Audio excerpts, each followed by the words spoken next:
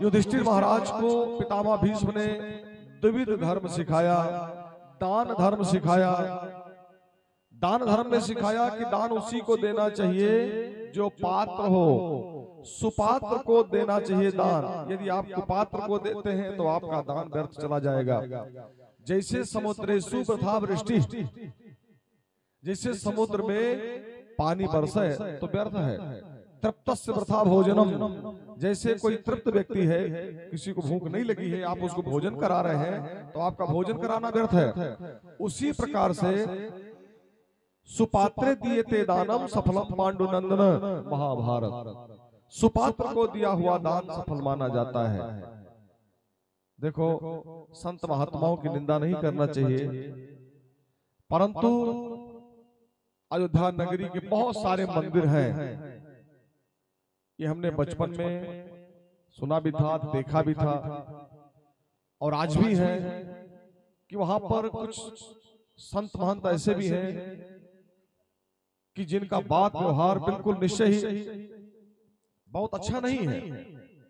अब आप अपनी गाढ़ी कमाई को ले जाकर के उनको सौंप रहे हैं, अब वो आपकी इस कमाई को खा करके दुराचार कर रहे हैं। कोई गांजा पी रहा है, कोई सिगरेट पी रहा है, कोई शराब पी रहा है, कोई स्त्री प्रसंग कर रहा है, तो आपके द्वारा दिया गया दान निश्चय ही आपको ही पलट करके पाप के रूप में आएगा, मिलेगा। आप सोच रहे हैं महाराज हमने तो दे दिया, अब वही जाने उनका काम जाने नहीं। यदि किसी को आपने दान दिया, उसने आपके दान के पैसे का जा करके मदिरा पान कर लिया और मदिरा पान करके उसने घर में हिंसा की, अपनी पत्नी को मारा, बच्चों को मारा, तो उसका पाप सीधा आपके ऊपर जाएगा। आपने क्यों उसको पैसा दिया? इसलिए निश्चय ही आपको दान सोच विचार के करना चाहिए। ये सब जो हम कह रहे हैं ये देवी पुराण में लिखा हुआ है। यदि आप देवी भागवत सुने तो उसमें लिखा गया है कि जो श्रोत्रिय ब्रह्मनिष्ठ ब्राह्मण नहीं है, जो वेद पाठी ब्राह्मण नहीं है, उनको बस उतना ही दान देना चाहिए कि जिससे उनकी किसी प्रकार से उदर पूर्ति हो जाए बस।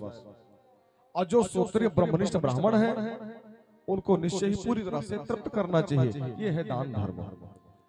अनेक प्रकार के धर्म पितामह भीष्म ने सिखाया युधिष्ठिर को, और ये भी कहा कि हे महाराज, जहां कहीं अधर्म होता हो, यदि आपका बस चले तो आप उसको रोकें, और ना बस चले तो दांतों में तिनका दबावें, आंख बंद करें और चुपचाप वहां से चले जाएं।